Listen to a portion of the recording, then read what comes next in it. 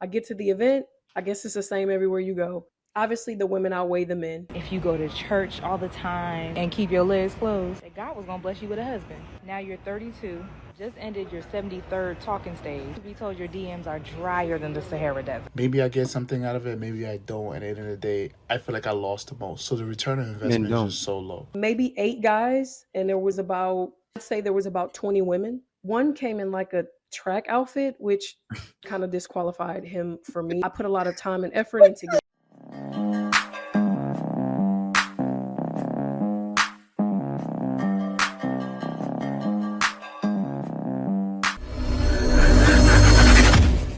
All the single church girls front and center. I know you're secretly salty at God, and I'm gonna tell you why. You were taught that if you do everything right, if you're a good woman, if you listen to your parents, if you go to church all the time and keep your legs closed, that God was gonna bless you with a husband. Now you're 32, just ended your 73rd talking stage, got all your good girl gold stars, and truth be told, your DMs are drier than the Sahara Desert. So while your friends who didn't quite do things God's way are getting engaged, married, having kids, you're sitting here looking like, yo, God, we got beef or something? What's really good? This is because we were taught that if we do the right things, automatically we would be able to earn or just simply walk into the things that we desire in life. That's not really how God works, is it? One of the things that we weren't taught is the power of our decision making and just the general way that life flows. Sometimes you get stuff when you want them and sometimes you don't. But that doesn't change the fact that you feel bamboozled, lied to, and chronically disappointed by the experiences that you've had when it comes to your love life. So now that you're in this space, what do you do? Well, as a relational trauma therapist and coach, one of the things that I spend a lot of times doing, especially to my Christian clients, is literally reintroducing them to God, as well as updating their theology so that way they have a proper understanding of They need to biblical be principles and reintroduced. guidelines. For example, I often have to help them understand that we do not live the lifestyle that we live in order to get blessing. I know that that's controversial, but it's Talk true. to We somebody. live our lives as unto God in obedience, not for exchange. Many of you have this unspoken behavioral barter system with God, and you're waiting on him to uphold his end of the deal, but he's like, I've given you everything pertaining to life and godliness, meaning you have the tools, abilities, and skills, as well as the You know, I want to pause it really quickly because I can tell, and I'm sure she knows. She's probably just not saying it. But a lot of times, he blesses them already with the man that's for them. They don't want that man. I just showed it in my last video. Guys were in the woman's comments saying, "Hey, I'm here. Hey, I'm here." She don't want those guys. Why? Oh, they're begging. They're thirsty. They're peons. It's like that all the time. They want what they want. And she's right. She has to show a lot of it. See, going to someone like this will help so many women. Why? Because she's showing you, look, get that out of your mind. God does not work. A lot of times, he has showed you that blessing. The difference is you probably weren't paying attention. And this is why I speak so strongly about this. Because I met my wife through following the principles. Like we was doing Bible studies, everything. That's why I speak so strongly about this. But let me let her finish. discernment of the Holy Spirit to help you pursue the things in life that you want. Now, there's also his divine will and timing, right? Some things just aren't going to happen until it's time for them to happen. But more often than not, a lot of the things that you desire are slipping your grasp because of the decisions that you're making and the lack of responsibility and ownership that you're not taking over your life. God is not here to make decisions for you. He lives in you to empower you to make the decisions that are in line with his will. That being said, one of the ways that I'm helping women who feel disillusioned and bamboozled by their Christianity not bringing in the love that they want is through my 5-week program. Shoot me a DM and I'll tell you more. In the meantime, grab your stuff. Let's go. You know what's the wild thing? She probably has a godly man and everything. Why? Because think about it. When a man looks at her life, he sees it. You know, this woman reminds me of one of the ladies in my church. She does. You notice something about her hair? What does her hair look to you? Looks natural. It looks like she didn't even perm her hair. That's her natural hair.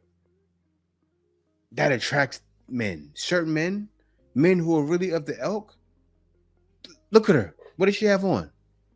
No makeup. I think she has on lip gloss. a slight tint of lip gloss. She doesn't need makeup. And man looks at her and may say, yo, that's a beautiful woman.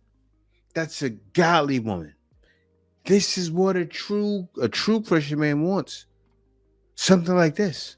She's right with what she's saying. And it's so true that so many ladies don't understand God doesn't work like that. You can't say, okay, I did this in my life. Send me that man. I've gotten all these accolades, because a lot of times he sends them and they reject them. Because it feels like every single Christian person that I talk to, at least like within my own community who's single, is just like, it's impossible to meet good people, like good Christian ladies or good Christian men. And I know that they're out there, even though some of y'all are hiding. All that say, it feels like there's this epidemic in the Christian dating community. And so if you're a legitimate believer, like you love Jesus, you roll with the Trinity, God, Holy Spirit, Jesus is your tribe, comment in the section below if you're single and you're open to someone sliding into your DMs. Make sure you comment, obviously, your name, your age, and state you live in. And let this be like a pool of healthy Christian interactions with other singles. And if something happens, then all I ask is that you invite me to the wedding. Okay, bye. Yeah, so she's trying to set up date mixes, but the guys are not hearing none of that. Guys are not. And I got to get into the next video because this man right here explains. Let's see what he has to say. Why men aren't really showing up to the dating events and the dating scene right now. And I feel like it's really because the return on investment on dating right now is so low. Like, men just don't see the point of going to dating events or speed dating or anything like that, because it's like, okay, I go to this event, then it's like maybe this works, but at the end of the day, I lose out on most of the financials behind this experiment. Like, I'm basically funding this experiment, and it's like, maybe I get something out of it, maybe I don't. And at the end of the day, I feel like I lost the most. So the return on investment is just so low. And secondly, I feel like over the last couple of years, men have just been like really in tune of working with themselves, like working on themselves, to say. And really it's because you go online, you see men advancing, you see men trying different things, and I feel like being able to see that also creates a different reality for them. Like, okay, maybe I don't have to chase women right now, I should chase this. Or I see other men doing it like this, so they kind of gives different example of how men can occupy their time outside of women. And lastly, I feel like it's really because men kind of saw how how women were bashing men, saying, oh, a man is broke, a man is this, kind of belittling. And that kind of if you really see that kind of example of men being degraded, that kind of makes you check out a little bit. Like, if you really think about it, men are like, well, if I don't have this amount of money, or if I don't have this stature, or that, if I'm not this tall, if I don't make six figures, well, I might as well just relax and enjoy my money and my height and my, you know what I'm saying? So it just makes them check out. And that all kind of goes back to why they're not showing up for these things. Because it's like, if I'm 5'6" and I don't make six figures, why even bother? You know what I'm saying? You kind of just have to mind your business at that point. Yep. Makes a lot of sense. My man hit on every note that men are saying or men are thinking. Why? Because he's a regular man. You want to know why men aren't going? Listen to the men. I've said it in so many videos. You ladies should start watching men's content and going. Some do. You calm and say, okay, let me learn. Let me watch these guys and learn. Because they're dropping gems. Because honestly, I'm not trying to disrespect or play anybody. I'm not. I'm trying to show truth. And this is real life what's happening. It's not like I just said, okay, let me go tell people to not go to dating events, right? It's not like I set this up. This is happening. This is real life. Pay attention. Note to friends, if you see any more advertisements for singles mixers, singles events, matchmaker, speed dating, any of these type of events going forward, please refrain from sending me any more of those links. Please and thank you. So I'm going to tell you guys why I'm opting out of any more singles events whatsoever. So a few months back, one of my friends sends me a link to a singles mixer event. It's by Jigsaw. Some of you guys may have seen those advertisements because I believe they do them in various cities. I am located in St. Louis, Missouri. It was going to be held at a local brewery not far from my house. So I thought, yeah, let's give it a try. It's been a while since I've been to a singles event. So that Saturday, the day of the event, I'm up, ready to go. I shower, get dressed. I have on a nice brown dress. It's fitted, fit me perfect. And I got on my jewelry, all my stuff on. Got my hair done, everything. Smelling good, perfume, the whole bit. Which I thought was an interesting venue to have for an event like this, simply because breweries typically have beer only, at least the ones that I've been to. So I thought that that was kind of an interesting space. But I'd already bought the ticket, so here I am. I get to the event, and ladies, you guessed it. I guess it's the same everywhere you go. Obviously, the women outweigh the men. It was probably maybe 8 guys, and I'd say there was about 20 women. Out of all of those men, only 2 of them were black. One came in like a track outfit, which kind of disqualified him for me because I felt like I put a lot of time and effort into getting ready and making sure I look good. He looked like he had just came from an errand. So for me, right away, I was uninterested in him. Wonder you stayed single. The other gentleman was a much older gentleman, and I'd honestly say probably early 60s, if not, late 50s. But he was dressed well. He had on a nice blazer, nice slacks, nice shoes. Welcome to the new world. He looked nice. Here's the big thing that I didn't like about the event. If you've been to any Jigsaw event, I don't know what your experience has been, but for ours, we stood around awkwardly just looking around and waiting for the host who was supposed to be there with games and icebreakers and things like that would make it easier for us to mix and mingle with one another. We kept waiting, and everyone that came in, we're expecting this person to be the host, and it would just be another person who was attending the event. 40 minutes literally goes by, and some lady comes in stating that she's the host, but said that she got called in last minute, and she didn't have any of the supplies. She had no games, no icebreakers, no nothing. So essentially, she tells us to just keep doing what we're doing. So everybody's trying to find ways to talk and get to know one another. So we're asking each other questions. And to be honest with you, I really just didn't feel like anyone out of the crowd I felt a true connection with. Now, mind you, the older gentleman was actually sitting off at a table by himself. Everyone else was kind of sitting around 1 or 2 tables. I was kind of making my rounds with the women because it was obviously way more women than it was men. So as I'm making my way around the table and talking to different ladies, the older gentleman comes over to me and he asked if I'd like to join him at his table. That's really nice of him. In most cases, men are a little uncomfortable coming up to a woman to, attempt to talk to her, especially when she's surrounded by other women. So I really thought that that was dope that he was willing to do that. So I quickly finish up my conversation with the lady that I'm speaking to, and I go over to the table to join him. He asked me, did I want something to drink? Again, because they didn't have wine or anything else, they only served beer, and I don't drink beer.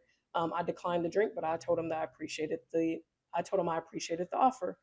So we begin to talk. He begins, asking a couple questions. I begin asking him questions. And before I could get comfortable with this conversation, it takes a turn.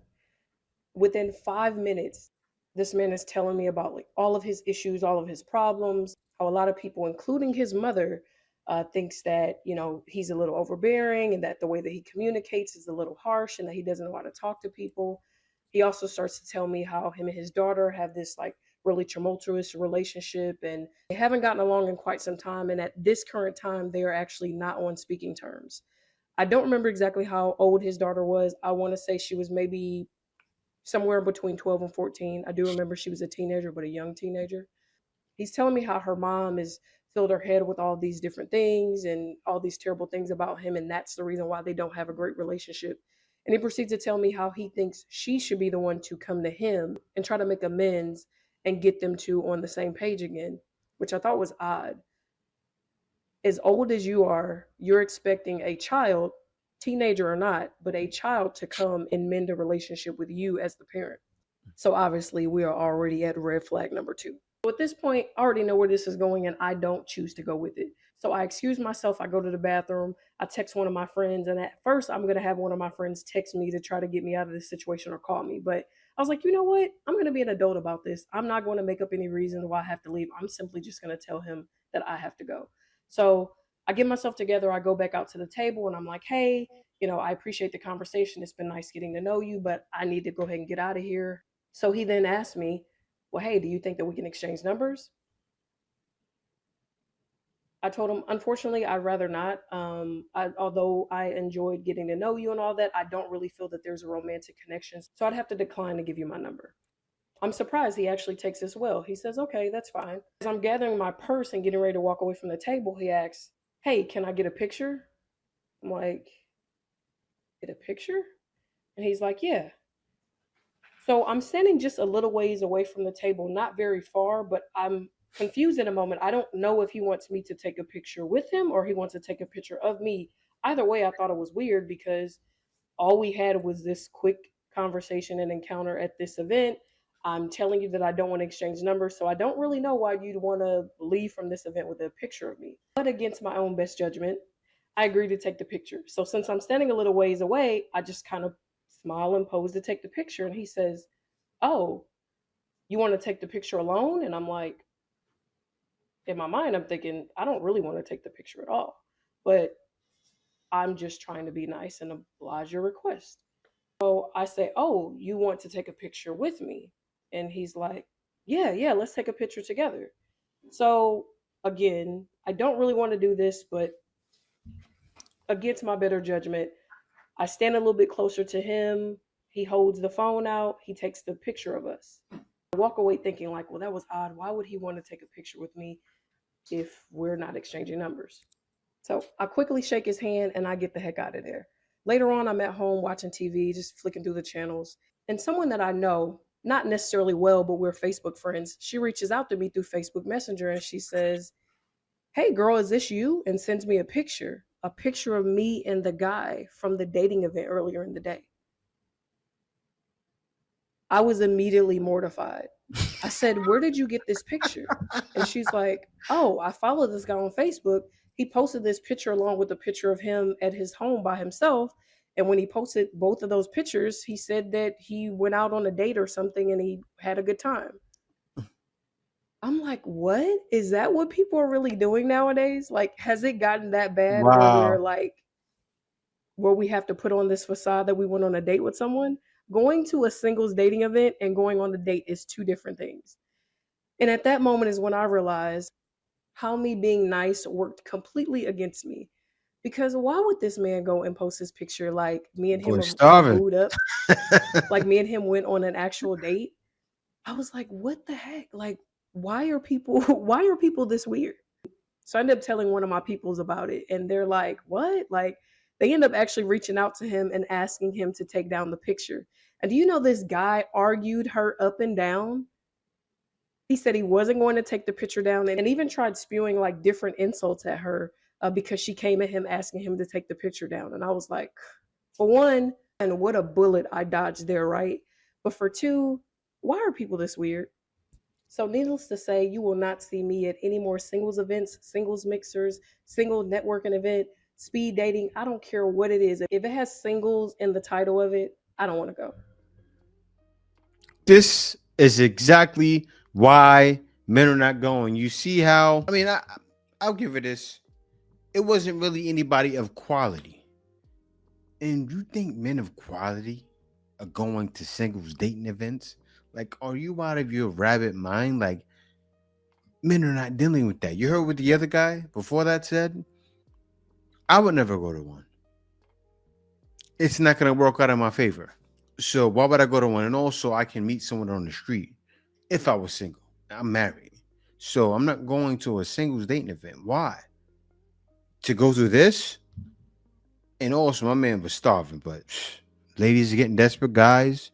And what's happening is desperate times are calling for desperate measures. And that guy was definitely starving. Let me go to the next one. Every other post was a video about me, right? For like the past year.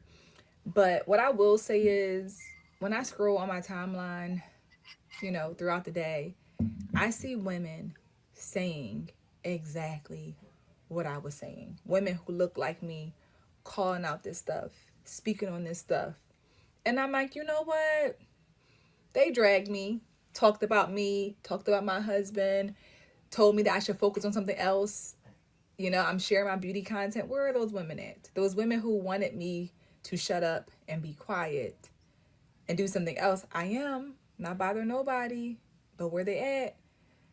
I'm just proud to know that my voice and what I've said did not go in vain. No matter how much people don't want to give you credit for using your voice and opening the door for some women to feel comfortable to speak out on certain things, especially as a Black woman speaking to Black women. But I'm just like, you know what? It didn't go in vain. It was not in vain. I had someone say to me earlier, like, wow, I cannot believe they like ran you away. And I'm like, no, baby, they did not run me away. I just decided that it's not worth it, you know? And sometimes you just have to know that you're there for a reason. You do your job and you go, right? I'm on YouTube. I'm still yapping over there. And it's just good to know that I was heard. Regardless if somebody wants to give me credit, I was heard.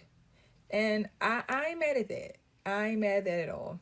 She's spitting her work. I reacted to a bunch of her videos. And the reason why I react to her videos, because I know she cares. You can see that she's genuine. Right? Also, she's done the work, right? And she has a husband. Why? Because she hit the pause button and said, what do I need to do? Instead of just judging women of her same kind, she did it herself. So she has the right to judge, and I respect her for it. And I tip my hats off to her and other women that do the same thing. We need more, and there are a lot of them doing it. Thank you to y'all. Let me hop into the next one. Home buyers these days are single. City girls are up 1,000 points on this one. We did a big one, and he is 100% right. Single woman here. Hey, y'all. Hey, I am a mortgage loan officer, and I have purchased not only one, but 2 homes in my lifetime, both times as a single woman. I'm here to tell you right now, we don't care. Let me tell you, we don't care. I have 1 child. I have never been married. And I did not have a co-applicant. That was a boyfriend.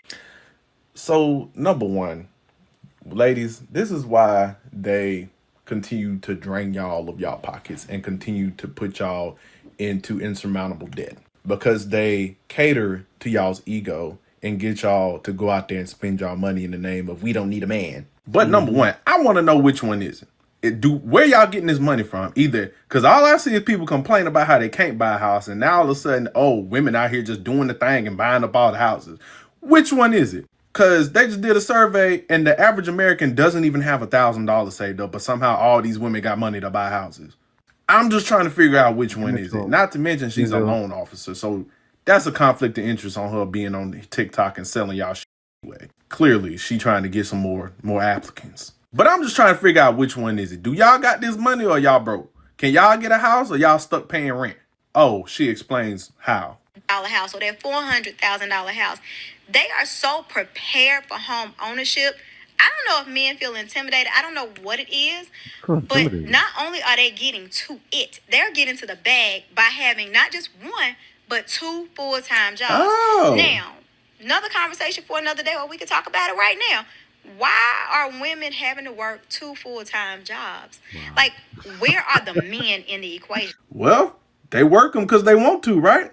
And there's no men in the equation because they don't want them. And there they go with the intimidation tactic, like trying to scare men or shame men into accepting just that they tend to be terrible people. Most men don't buy a house simply because most men only get a house is when they have a family.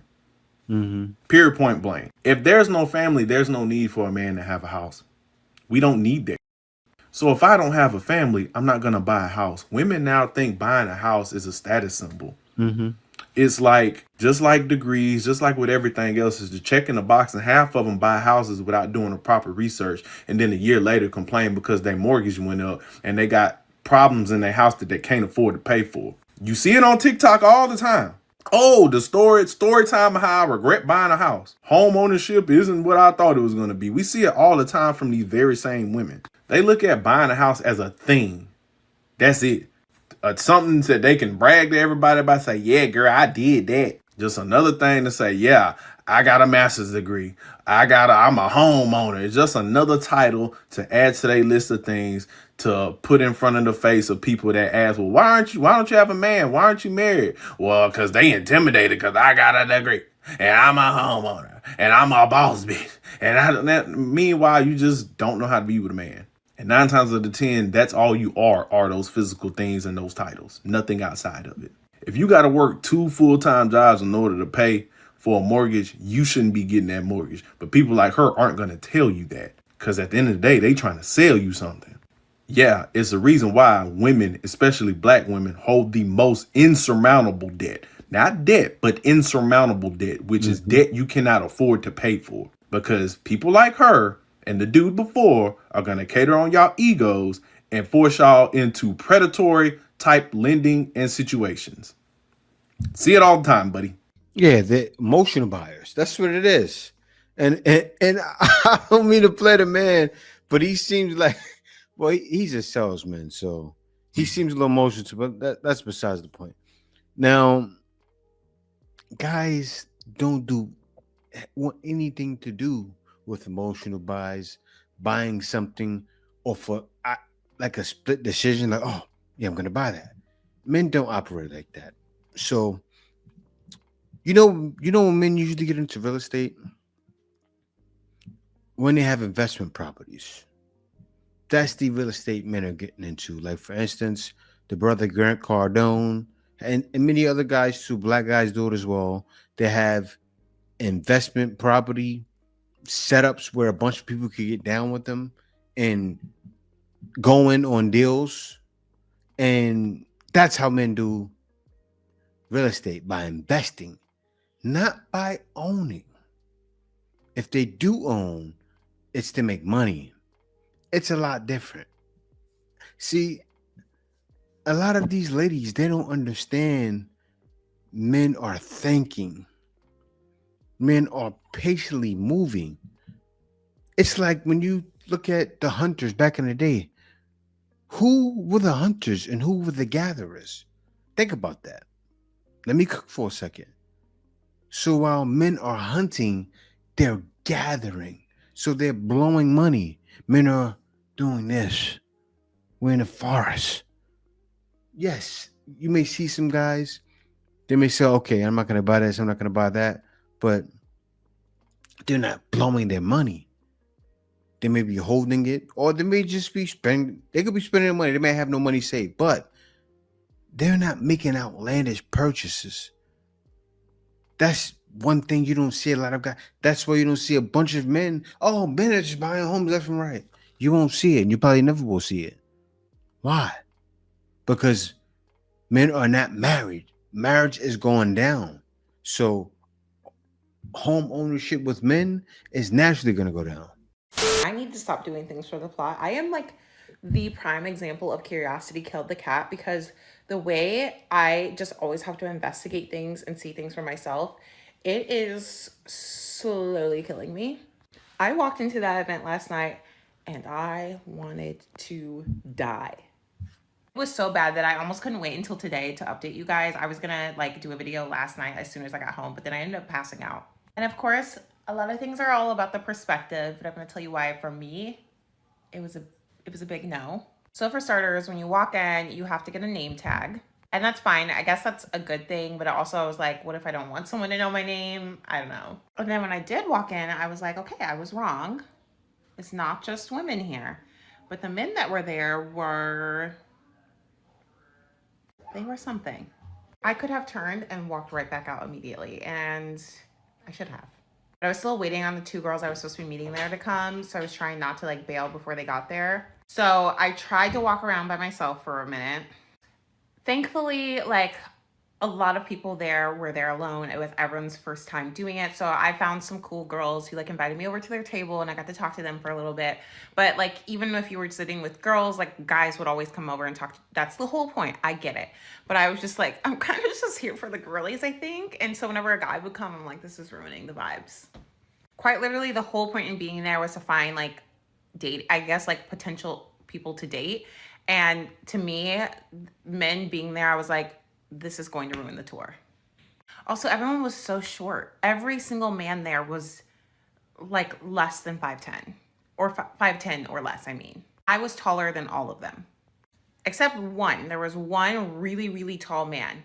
None of them are attractive. No one, not one was attractive. That's exactly why men aren't going. I am leaving and I am never coming back.